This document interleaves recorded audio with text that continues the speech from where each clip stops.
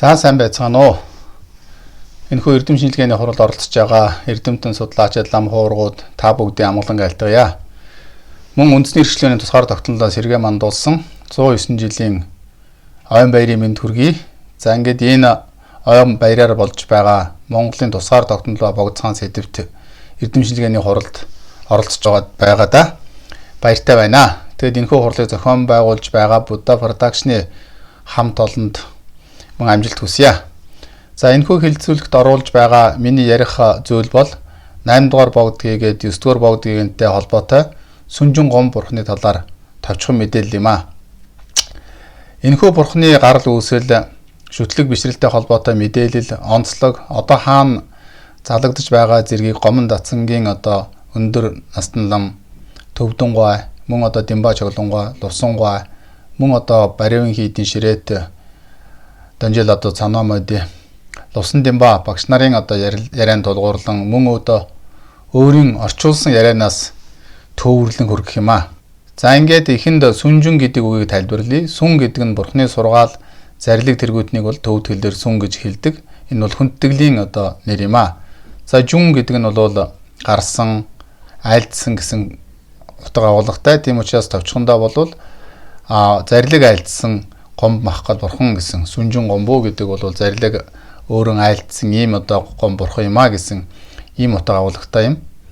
За сүнжин гом бурханыг онцлсны учир нь өнөө манай Монголын 400 гаруй лам хуургуудын сурч буй гомон датсангийн нандин сахиус болон залагдж байгаа энэ шүтэн. За 8 дугаар богдгийгээний сахиус байсан байж магадгүй бөгөөд Монголоос гараад төвдөр дамжин энэтхэгд хүрсэн эсхийг магадлахыг зорж байсан дорчноо. Дээрхийн гиген 9 дугаар богд Жамбал намдал чойжээж янсан за богд гиген багштай маань таал бариад 1 жил хагасын дараа түүний цадиг түүхийг бичгээр түүхч Оохнон Бацаахангаа судалгаа хийж байсан юм а.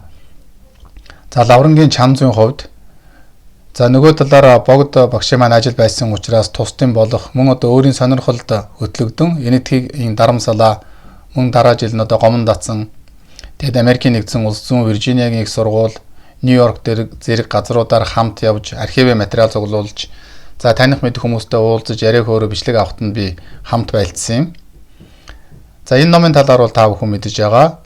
8 дугаар богд явзан дам бутагт гэдэг нэг ном байдаг. За түүний дараагаар 9 дугаар богд явзан дам бутагт цаг хугацаа ба амьдрал гэсэн ийм тусаа ном байдаг. За энд миний ярих байгаа зүйлийн гол өгүүлбэртэн хэсэг бол өмнөд энтгэгдэх бариван гомон датсанд болсон юм. Бариван хийдийн ширээт хансар Лувсан Димба болон зарим настай лам нартаа уулзаж бас гонхон дахь сүнжин гом бурхны онд мөргөж бүртгэгдсэн данстай ийг бас онголонгууд танилцуулж гүнгэрваг одоо нээлгүүл зургийг аваад ингээд бурхантай талаарх олон зүйлсийн талаар сонсч байсан зүйлээсээ та бүхэнд хуваалцахыг хүсэж байгаа юм а. За энэхүү сүнжин гом бурхны тухай ярианд иргэн оръё.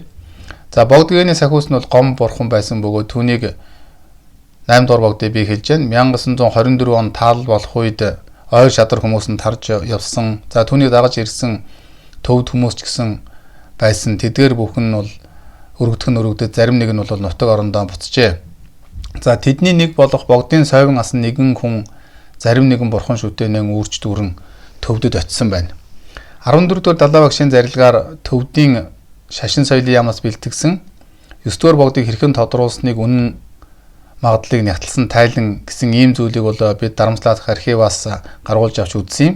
За түүн дотор бол 8 дугаар дүрийн Жавзан дам бутгтын сойвон байсан нэгэн хүн төвдийн засгийн газраас томилогдсон туслагч тэр хүн Монгол оронд орчин цагийн байдал нөхцөл урвсны сүүлд ласад буцаж ирээд шол химээх тасганы баруун үүдний дээхэнтэй хутгтын нагац сэмсүр.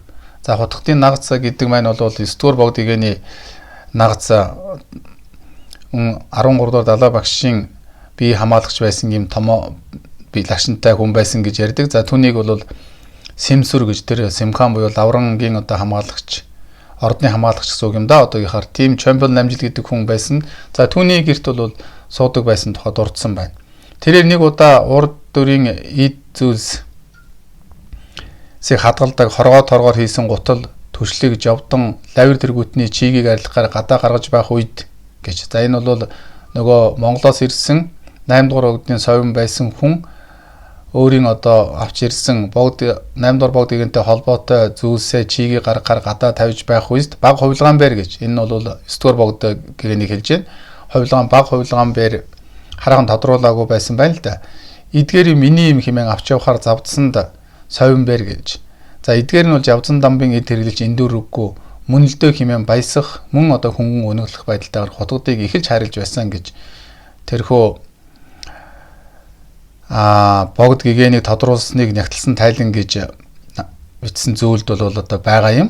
За тийм учраас юудач 8 дугаар богд гэгэний совин төвдөд очисон. За гэгэний өөрсдийн одоо бурхан шүтэн элдв зүйлсүүдийг бас зарим зүйлсийг авч очисон байгаад энэ нь бол тэр 9 дугаар богд гэгэний одоо ахын одоо Симсүр тэр Чомпил намжил гэж хүний одоо байшин сууж байх үеэд одоо болсон үсийн байдлын тухай бол дурдсан байгаа юм а. Гом бурхныг бол Монголоос бас авч явцсан байж болох юм а гэж 8 дугаар богдын совин байсан тэр хүн төвдөр дамжаад энэтхэг сүлд очисон. За энэтхэг очисон совин энэ совин хоёр бол нэг хүн хоёр хүн гэдэг нь бол бас сайн тодорхой биш байгаа юм. Юутаж 1920-ад оны сүүлчээр 30-ад оны ихэд бол төвдөд очил хасад төрчихсөн байсан нь бол тодорхой байгаа юм а.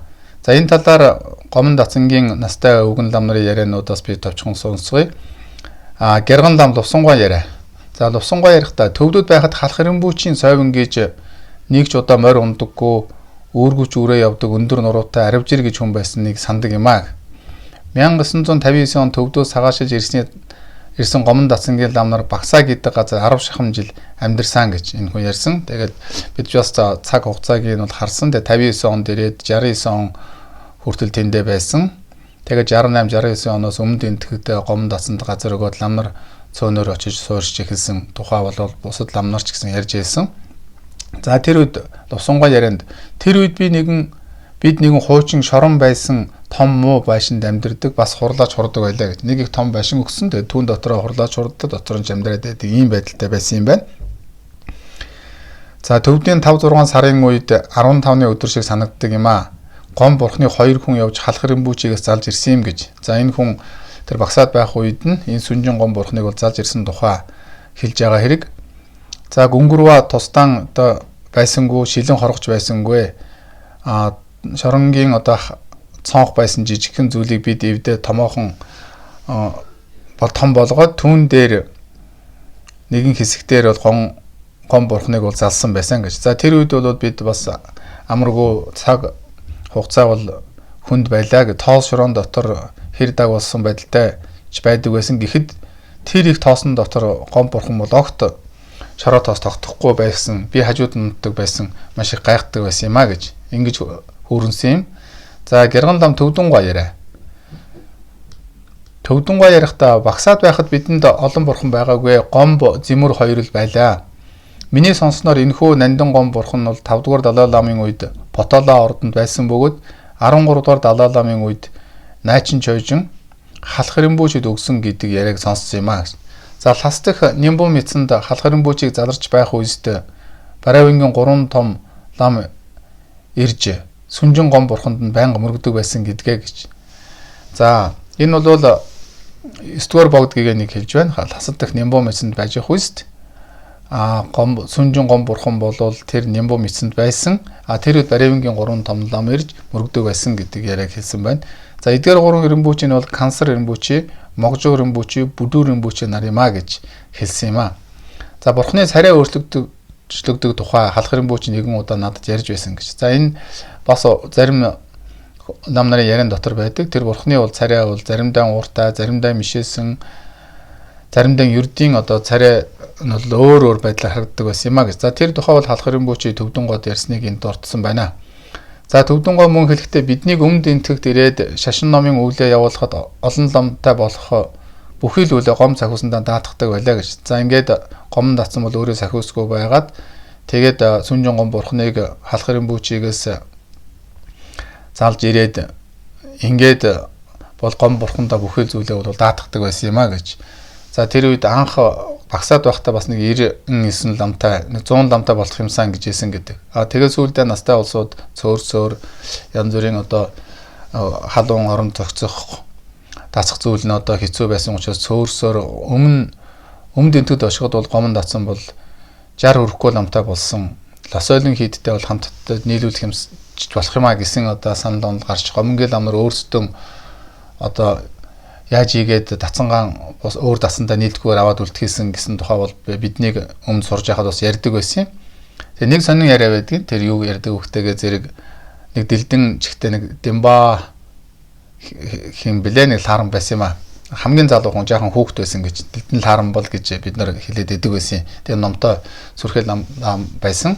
Тэгтээ нэлээд залуухан байхдаа нас орцсон юм а. Тэгээ тэр лам хэлжсэн гэж бид нарыг битгий ном үзээ. Та нар номч битгий үз, хуралдч битгий хур, юу ч битгий хий. Зүгээр л та нар энэ гомон дасан цаал байгаадаа гэж хэлдэг байсан гэж. Гол нь нөгөө өөртөө лам нараа олон болохын тулд хүүхдүүдэд тэгж хүртэл хэлж одоо тийм хэмжээнд хүртэл одоо дацандан хүнтэй болох гэж оролдож байсан. Ийм тухай бол ярьдаг юм. За ингээд энэ тухай төвдөн гоолд урдсан байна. Гомб сахиусандаа бид нэр бүхэл ажил үйлсээ даатгадаг байсан юм а гэж.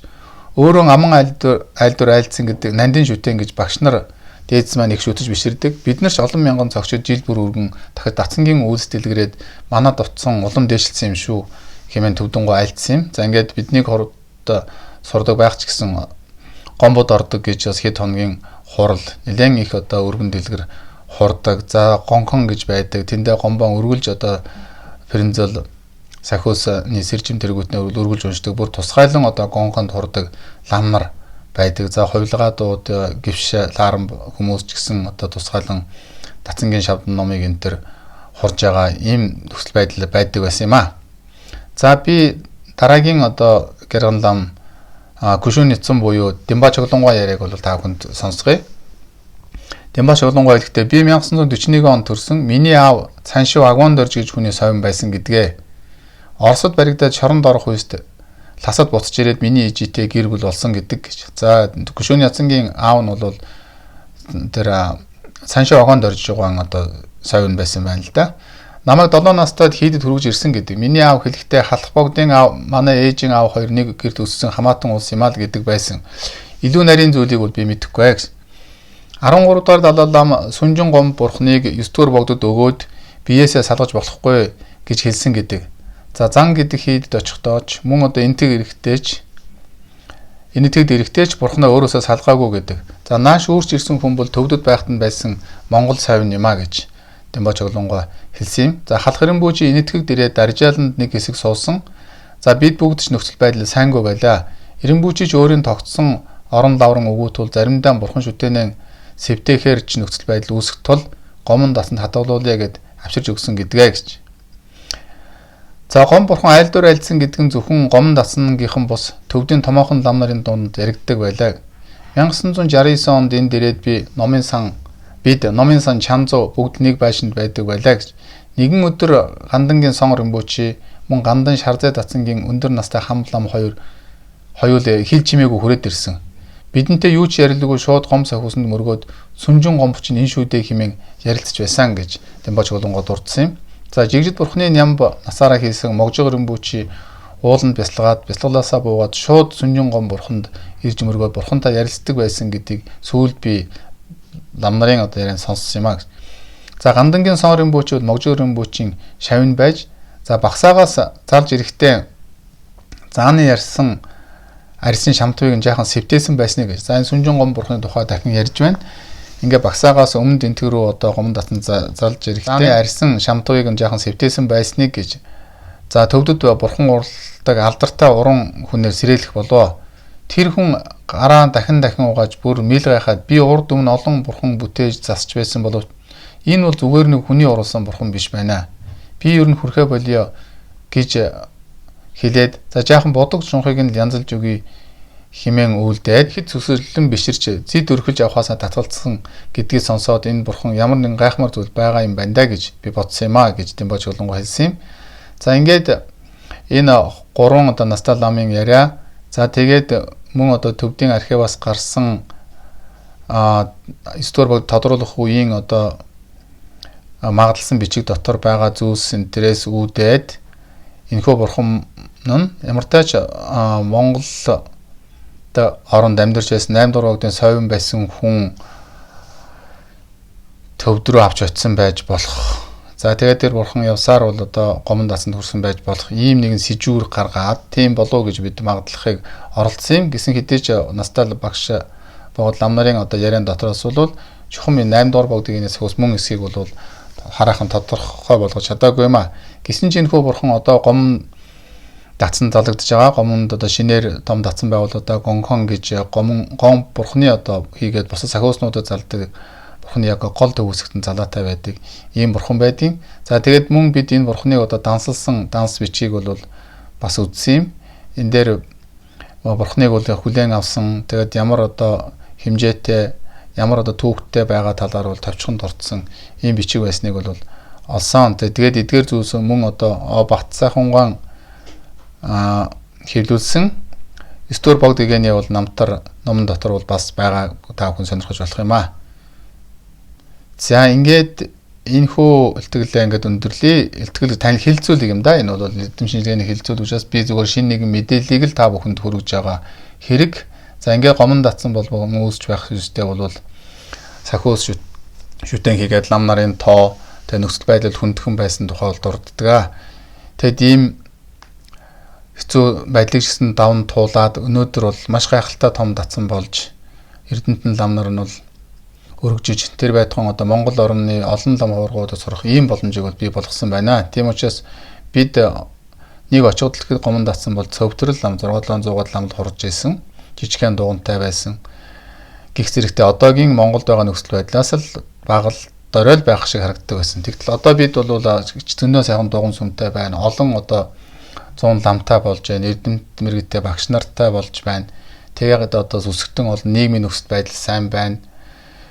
Хүмүүсийн сүсэг бишрэлж гэсэн өргөн байна. Тэгэхээр одоо бидэнд бол бүхий л зүйлүүд бол боломжууд бол байна. Хамгийн гол нь бид одоо тодорхой зорилго шийдвэр гаргаад ингээд зоригтойгоор энэ ялангуяа цаничор гүн ухааны номоо бол суралцах, судлах, чойрын номоо бол хилцээ дэлгэрүүлэх, энэ номлох, суралцах энэ одоо орчноо бол хийгээд лам нарынхаа бүтцэнтэй бол маш хурдтай гар зохицуулаад ингээд одоо явах боломжууд бол байна. Үүнээс илүү хүн нөхцөл байдалд л зөндөн одоо сайхан зүйлсийг бий болгож чадсан байна шүү дээ гэдгийг бол бид анхаарах хэрэгтэй юм а гэдэг санаагаар бол бас энэ хөлзүүлийг танилцаасаа гэж ингэж бодсон юм.